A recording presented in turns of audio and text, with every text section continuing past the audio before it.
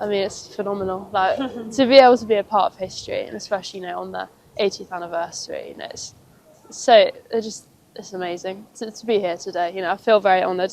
I mean, to be here to experience it, to actually be able to meet those veterans, like, it's just amazing. You know, to listen to what they've experienced is honestly phenomenal, and to be able to share that. And I think it will honestly be really sad when obviously they're not with us anymore and that history is gone. So definitely the importance of keeping that history, passing that knowledge on, I think is definitely, you know, very imperative that we do keep that.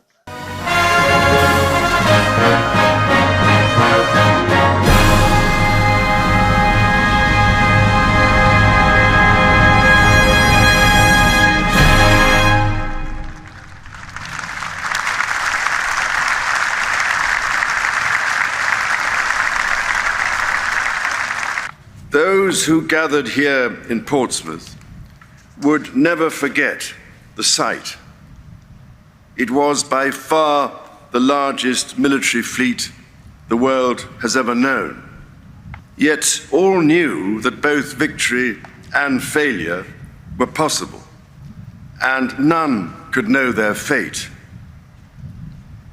Aircrew flying overhead, sailors manning warships, or troops in assault craft battering their way through the stormy swell to the shore, whether dropping by parachute, landing in a wooden glider, or taking that terrible leap of faith onto the beaches.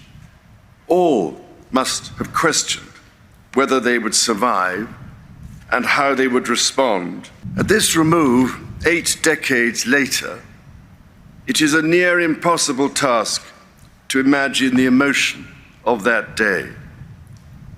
The pride of being part of so great an enterprise. The anxiety of in some way not coming up to scratch. And the fear of that day being their last. The stories of courage, resilience, and solidarity which we have heard today and throughout our lives cannot fail to move us, to inspire us, and to remind us of what we owe to that great wartime generation. It is our privilege to hear their testimony, but our role is not purely passive.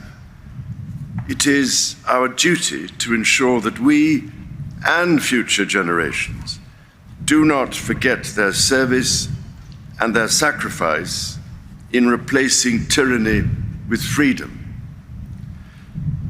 Our rights and the liberty won at such terrible cost bring with them responsibilities to others in the exercise of that liberty. The 1944 Victoria Cross Roll of Honor includes Sikh, Muslim, and Hindu soldiers. A reminder that events that year shaped our world then and the society we share today. Let us once again commit ourselves always to remember, cherish, and honor those who served that day and to live up to the freedom they died for by balancing rights with civic responsibilities to our country. For we are all eternally in their debt.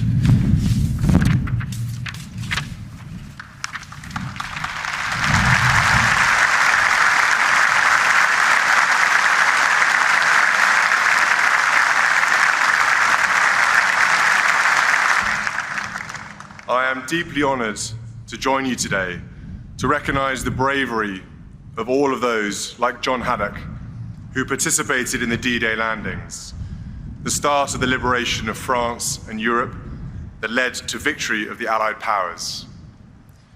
Our guests of honor today are those veterans from the Normandy landing that came from across our nation and from all walks of life to join in the fight against tyranny.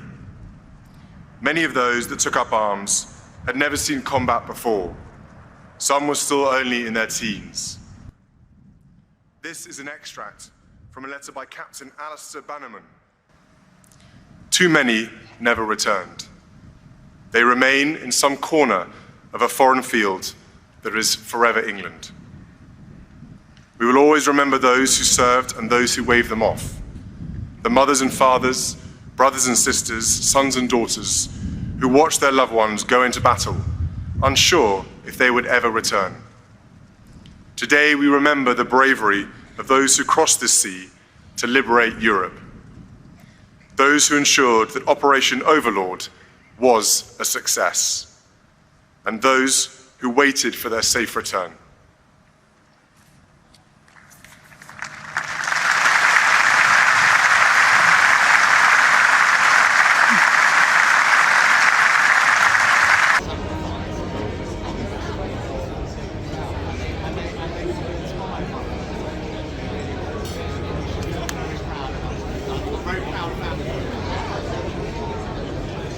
This is your daughter, is that right?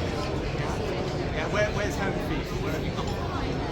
Oh, so not very far. Yeah, so I grew up in Southampton. So that's right. We've got trips to Hayden Island. Yeah, exactly. And is Dad there as well?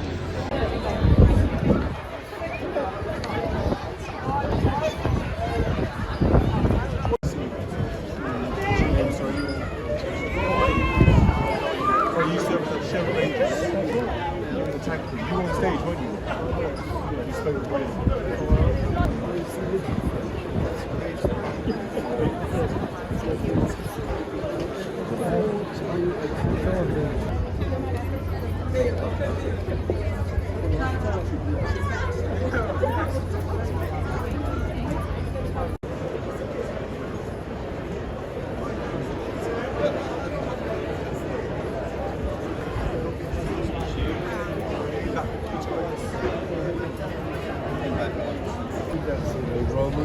Normandy, Portsmouth.